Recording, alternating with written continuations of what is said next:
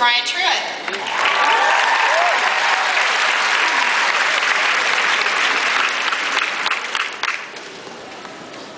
How are y'all doing? Thanks for the love.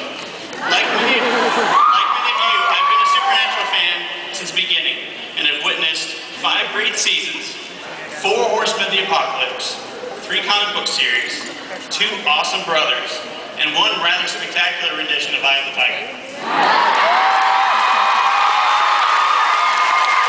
So how, in fact, do you cause the end of the world?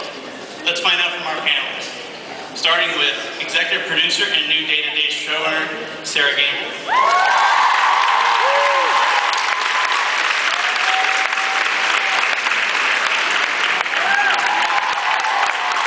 Creator and executive producer, Eric Kripke. Dean Winchester himself, Ed Annapolis.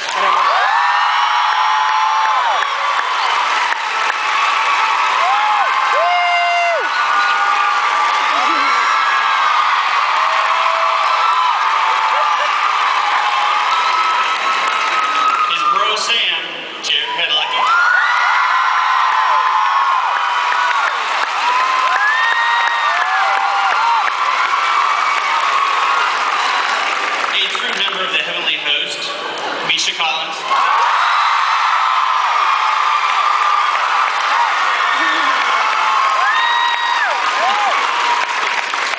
guy who plays the sage Bobby, Jim Beaver.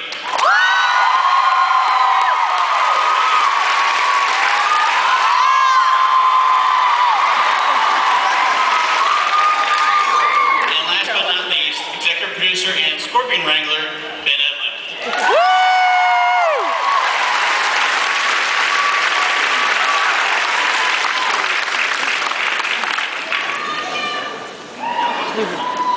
Thanks.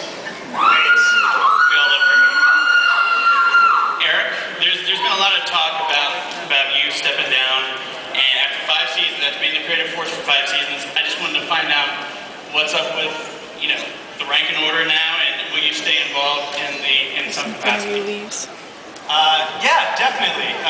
I won't even make like the back 9 golf joke or whatever, but I'm still I think I'm kind of the official loving, gentle pain in Sarah and Bob's asses. I'm like delightful hemorrhoids. I'm like fuzzy hemorrhoids. I want to wait for the last 5 seasons. Yeah, right. Yeah, right. Exactly. First of all, it felt like the right time. There was a 5-year plan. There was a sense of how the show was going to end. When we were in the middle of season 5, and it looked like it would continue, and look, I want the show to continue forever. I mean, let it keep going. But my only point was, yeah, you're intense. It's like Gunsmoke. But the only thing that I felt really strongly about was I said, look, the story has to end. Like, we can't stretch it because the audience will tell, and they'll know that it starts to get watered down or slow. And they deserve more respect than that. And so I said, let's just end it, and then the next season is going to be in many ways kind of like the sequel to a movie. And it'll be a new storyline, and obviously there'll be the threads and the issues that came before it, but we won't be weighted under by the same apocalyptic mythology. And anyway, so because we're doing that, that felt like the real right time, because after doing like 104 episodes, I just was sort of, I just didn't want the creativity of the show to suffer, and Sarah and Bob, and they're both so invigorated and ambitious about the direction that the show can go in, and I think, frankly, there's such a shot in the arm to the show that they're really taking it in a really exciting direction, and I'm just kind of like consigliere, like make sure it falls within tonal parameters. We want to talk to Eric. Sorry. When I was a child, Toledo, my mother told me. So basically, just I'm in the room for breaks. I'm helping with episode ideas. I'm just trying to help out, mop up, give oily back rubs. All right, I'll shut up. Jared, now I'm quiet. What would you like to say, Jared? What's the moment? What is it, Jared? What couldn't wait? Nothing. Be funny. Nothing at all. You lost me at console hearing. Sorry. Sarah, congrats on your new duties. Thank you. How excited are you for the season? And I keep hearing things about, monsters appearing this season. I mean, were we talking Frankenstein, Mogwai, perhaps? There could be Mogwai. There are more monsters this season than there have been lately. We've done, the last couple of seasons has been a lot of apocalypse-related stuff. We got very epic, and we enjoyed getting very epic. We were excited that you kept watching, so we got to actually do the apocalypse. And then we were like, we really want to shoot some monsters in the face. So